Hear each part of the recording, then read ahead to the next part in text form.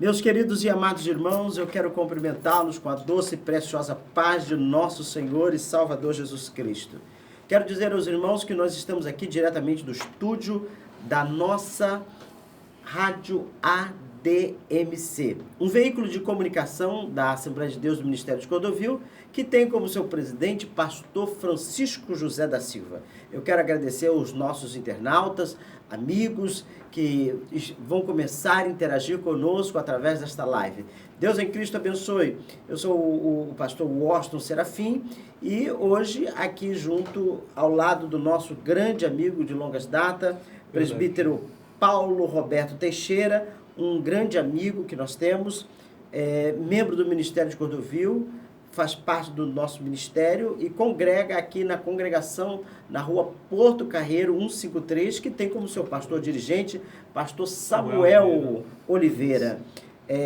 Presbítero Paulo Roberto Teixeira, e nós hoje vamos falar sobre um tema, e o tema de hoje é o Estado, Igreja e a Pandemia. Já estamos no finalzinho desta pandemia, mas temos sempre alguma coisa a esclarecer e a falar com os irmãos. Ele é superintendente da Escola Bíblica Dominical, aqui da congregação em Cordovil, aqui é Cordovil, né, na rua Porto Carreiro. Quando eu digo aqui, porque o estúdio fica ao lado da congregação de Porto Carreiro. Nosso presbítero Paulo Roberto é bacharel em Direito, pós-graduado em Direito Público e servidor da Justiça Eleitoral. Então, nós louvamos a Deus pela sua vida, pelo trabalho das suas mãos, pelo talento, pela sua dedicação na obra de Deus. Casado com a nossa amiga e irmã, escritora Kelly Teixeira, que também tem a sua formação na área de jornalismo, né? E pai também do João Arthur Teixeira. Um beijo, um abraço a essa família linda, a todos vocês. Que Deus em Cristo abençoe. Amém. Bom, como eu disse aqui, hoje o nosso tema, irmão Paulo Roberto, é um tema muito importante, e falando sobre o Estado, Igreja e Pandemia. Mas antes eu quero fazer uma oração e quero pedir a bênção do Senhor sobre a vida do nosso Brasil, das famílias, porque a bênção do Senhor ela enriquece. Amém. E não traz consigo dores. Amém. Deus eterno, nós louvamos o Teu nome e bendizemos o Teu nome na beleza da Tua santidade.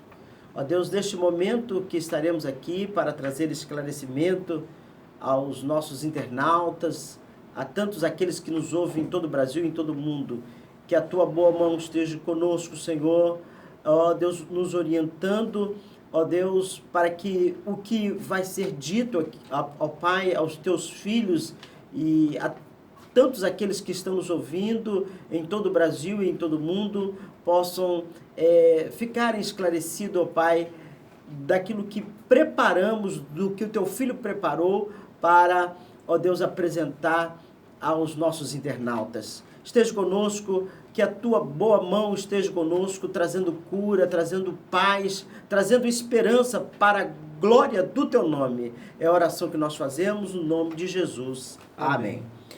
Querido, a minha pergunta hoje, uma das informações que eu gostaria que o irmão pudesse falar para os nossos internautas. Como é que é essa relação entre o Estado e a Igreja, mas à luz da Constituição e das leis do nosso Brasil? Então, pastor, o nosso ordenamento jurídico brasileiro, ele prevê que a Igreja, né, a organização religiosa em geral, não somente a Igreja, mas principalmente a Igreja e o Estado, eles não podem ter interferências mútuas em regra. O Estado não pode embaraçar o funcionamento da Igreja, né, isso está previsto no artigo 19, inciso 1 da Constituição Federal, e a Igreja também não pode influenciar no Estado. Não que a Igreja, né, os cristãos em geral, não possam participar da ação pública, mas a Igreja em si, como instituição, não pode intervir no Estado, nem o Estado na Igreja. O que é permitido pela Constituição, expressamente nesse dispositivo que eu estou citando, é a cooperação para o interesse público, né? Como aconteceu nessa pandemia, em alguns casos, das igrejas, por exemplo, cederem espaços para ajudar no combate à pandemia.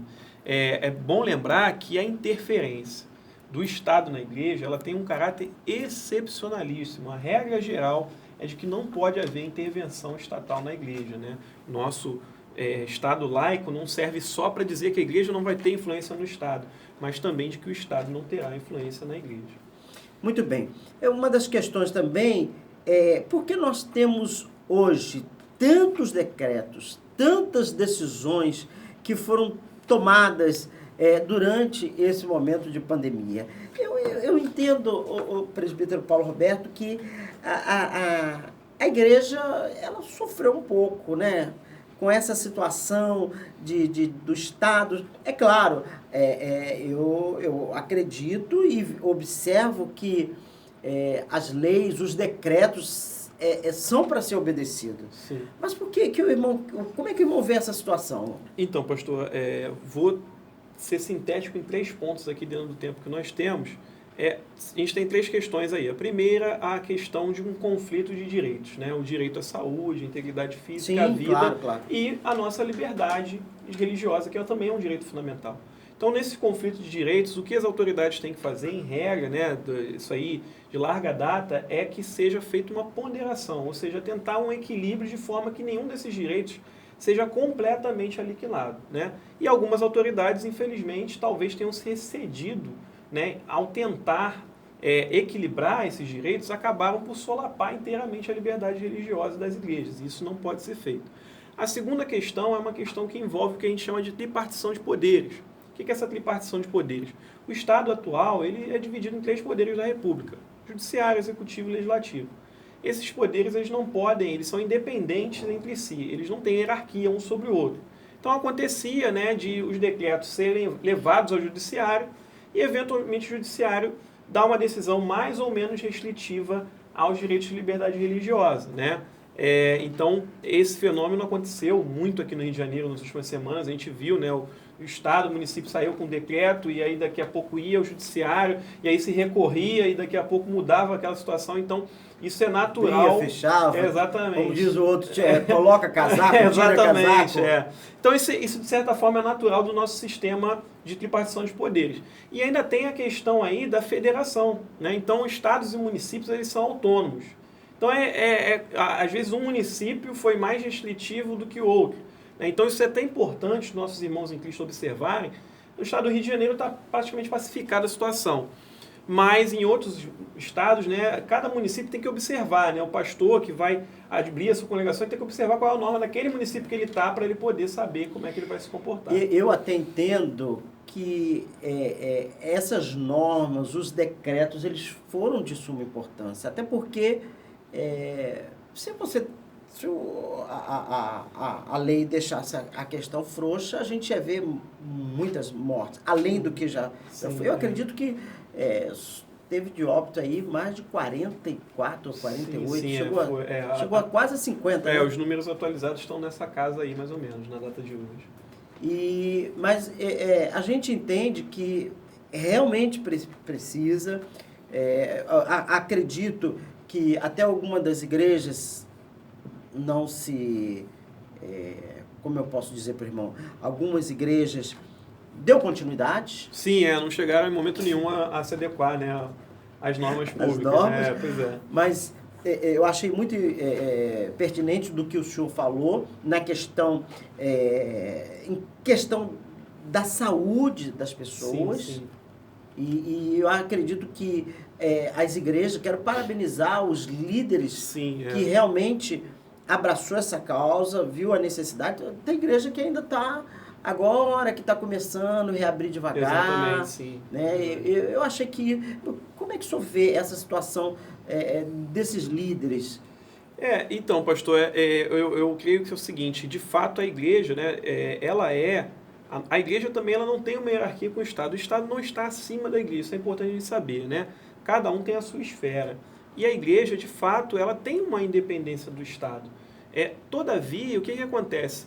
Ao invés de a gente fazer simplesmente a desobediência civil, tem um decreto na minha cidade, eu vou abrir a igreja mesmo assim, a revelia do município ou do Estado, Eu acho que mais interessante que isso seria buscar o subterfúgio jurídico, né? As próprias igrejas podiam entrar com ações, podiam recorrer, né, dessas decisões, isso é natural, né? Como Paulo, por exemplo, né? Paulo falou ali, eu sou cidadão romano, né? Apelou a César, então ele conhecia os instrumentos legais que ele tinha para atuar e a gente deve agir da mesma forma. Qual é a situação hoje no estado do Rio de Janeiro? Como é que o irmão vê hoje? Nós estamos praticamente no finalzinho dessa pandemia. No caso da quarentena, né, a quarentena restritiva no Rio de Janeiro, principalmente para fins de igreja, ela está praticamente já pacificada de que os cultos vão acontecer, né, observando aquelas restrições de praxe, né. A gente tem um projeto de lei que ainda não foi publicado como lei aqui no Rio de Janeiro, mas está praticamente já sacramentado, porque só dependia da sanção do governador. E esse projeto de lei, ele estabiliza a questão, porque uma lei, ela tem muito menos vulnerabilidade a esse controle do judiciário, né? O judiciário eventualmente poderia até considerar a lei constitucional, mas a legitimidade para questionar essa constitucionalidade da lei seria muito menor. Então é muito mais difícil, vamos dizer assim, entre aspas, derrubar essa lei que está posta no Estado de Janeiro hoje, esse projeto de lei que está se tornando lei, do que seria derrubar, entre aspas, também os decretos, né? Muito bem, eu quero agradecer a sua linda participação, brilhante, esses esclarecimentos que o irmão trouxe aos nossos internautas, os nossos amigos e ouvintes. E nós já estamos chegando ao final e eu quero mandar um abraço aos irmãos que estão lá em Santo Eduardo, Rio de Janeiro, Estado do Rio, Rodeiro, Minas Gerais, São Mateus, Campos de Goytacazes, Visconde do Rio Branco, Minas Gerais, Paula Cândido, Minas Gerais, São José do Vale do Rio Preto, pessoal de Guarulhos, Brasília, Distrito Federal. Quero mandar um abraço a todos os irmãos do estado do nosso Brasil, do Rio de Janeiro, aos municípios do Rio de Janeiro. Deus abençoe a liderança evangélica.